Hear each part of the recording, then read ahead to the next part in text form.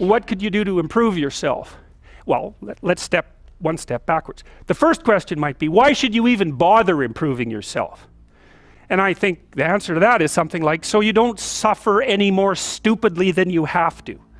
And maybe so others don't have to either. It's something like that. You know, like there's a real injunction at the bottom of it. It's not some casual self-help doctrine. It's that if you don't organize yourself properly, you'll pay for it, and in a big way, and so will the people around you. Now, and you could say, well, I don't care about that, but that's actually not true. You actually do care about that, because if you're in pain, you will care about it. And so you do care about it, even if it's just that negative way, you know. It's very rare that you can find someone who's in excruciating pain who would ever say, well, it would be no better if I was out of this.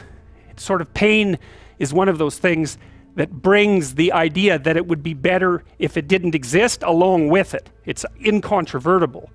So you get your act together so that there isn't any more stupid pain around you than necessary. Well, so then the question might be, well, how would you go about getting your act together? And the answer to that, and this is a phenomenological idea too, it's something like, look around for something that bothers you and see if you can fix it. And one way to think about it is just kind of basic math. Like if you just look at the numbers, if you were able to improve by 1% each day for an entire year, and those gains compound, you would end up 37 times better at the end of the year. And if you were to get 1% worse, you would whittle yourself almost all the way down to 0. And what's interesting here is that everybody wants a transformation, right? Everybody wants a radical improvement, want rapid success. But we fail to realize that small habits and little choices are transforming us every day already. That these times when you make a choice that's slightly better, slightly worse, a little mistake or a small error, 1% better or 1% worse, that these things compound over time. And habits are the compound interest of self-improvement. And so if you can learn to master those, then you can make time work for you rather than get against you, right? Good habits make time your ally. Bad habits make time your enemy. For the rest of this talk, there are 4 stages of habit formation. I'm going to take you through each of those 4. All right, so the 4 stages are noticing, wanting, doing, and liking. Noticing, wanting, doing, and liking. You cannot perform a habit or take an action if you do not notice something. I need to see a coffee cup sitting on the side in order to pick it up first. If it's not in my realm of knowledge, if I don't know it exists, I can't do anything about it. But then I need to want it. I need to want to drink coffee and pick it up. If I don't desire it or crave it, then I will not take the action. Then there's doing. You actually do the habit. And then I need to enjoy the reward. I need to enjoy drinking the coffee to repeat it again. So noticing, wanting, doing, and liking. Let's talk about each one. Many people think that they lack motivation when what they really lack is clarity. They think that they need to get more motivated, that they need willpower in order to execute on a habit. If I just felt like writing, if I just felt like meditating, if I felt like working out, then I would do it. But in fact, they don't have a plan for it, and so they wake up each day thinking, I wonder if I'll feel motivated to write today. I wonder if I'll feel motivated to work out today. But instead, you can take the decision-making out of it by explicitly stating when, where, and how you want to implement the habit. The most important thing is just to shut up and put your reps in. Just make sure that you hone the skill, right? And you can start to think of it, the way that I like to think of it is that any outcome that you wish to achieve is just a point along the spectrum of repetitions. So if you have few reps to more reps, and you can imagine an easy goal, a moderate goal, a hard goal, the more reps that you put in, the more likely you are to achieve that goal. So many people, they'll get a chain going and then they fall off track and they feel bad about it. They feel like, oh, I ruined it. I had this great thing and now it's over. The streak is gone. But what you find when you look at top performers is not that they don't make mistakes. They make mistakes just like everybody else, but they can just get back on track more quickly. And in fact, if you could just adhere to this one rule, never miss twice, then you would, even if you fell off track every single time after you got back on track, you still would do it 50% of the time. And so this basic strategy is very useful. But in fact, that's not how it works. Change can happen plank by plank, board by board, habit by habit. And gradually, you can become someone new. With consistency and repetition, you can actually change not only your results, but actually your identity. And the reason that this is true is because the more evidence that we have for a belief, the more likely we are to believe it. So if you go to church every Sunday for 20 years, you believe that you are religious. If you study Spanish every Thursday night for 20 minutes, you believe that you are studious. The actions that you take provide evidence for who you are.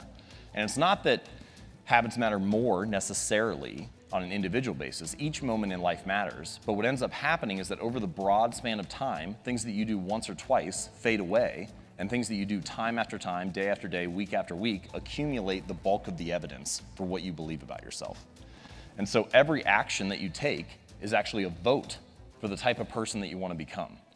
If you want to become someone new, then you can take a new action and begin to accumulate evidence for that identity, for that belief about yourself. And that the more votes that you cast, the more likely you are to win the election. You don't need to be unanimous. You don't have to be perfect all the time. You just need to have the body of work, right? So true change is actually not behavior change. It's not results change. It's not process change. It's identity change. The goal is not to read a book. It's to become a reader. The goal is not to write a book or write an article. It's to become a writer. The goal is not to run a marathon. It's to become a runner, to become a type of person, to develop an identity. And the way to being something or becoming someone is through doing something. So every time you sit down to write, every time you practice that habit, you are being a writer. Every time you play a sport, you're being an athlete. Every time you practice painting or music or whatever, you are being an artist. Your identity emerges out of the habits that you have. And so here's the secret to this talk. It's not just about getting you to make small changes. It's not just about putting a book on your pillow or putting an apple on the counter. It's actually about getting you to believe something new about yourself, something possible about yourself. And habits are not only the method through which we achieve external measures of success, like losing weight or earning more money or meditating and reducing stress. They are also the path through which we achieve internal change and actually become someone new. They're the path through which we forge the identity that we have, the deepest beliefs we have about ourselves, our sense of self. And so if you can change your habits, you can change your life. And there are two different types of effort that I believe we can engage in our lives. And the first type is something that I like to call upstream effort.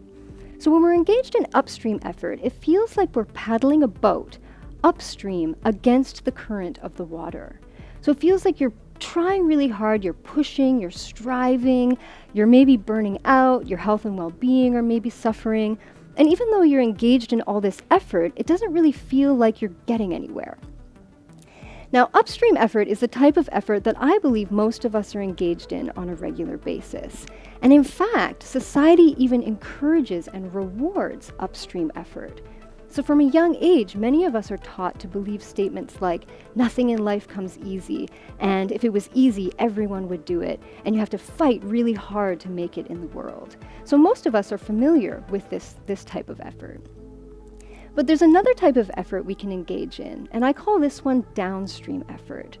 So when we're engaged in downstream effort, we're still engaged in effort. We're still trying, we're rowing a boat, but we're paddling that boat downstream with the current of the water, or with the flow of life, if you will. So we have a goal, but we have a loose grip or a loose attachment to that goal, and we're more focused on the process or the journey of getting towards that goal. Now, in the same way that there are different types of effort, there are also different types of success. So many of us are taught to believe that success means having a lot of money, or a nice car, or a big house.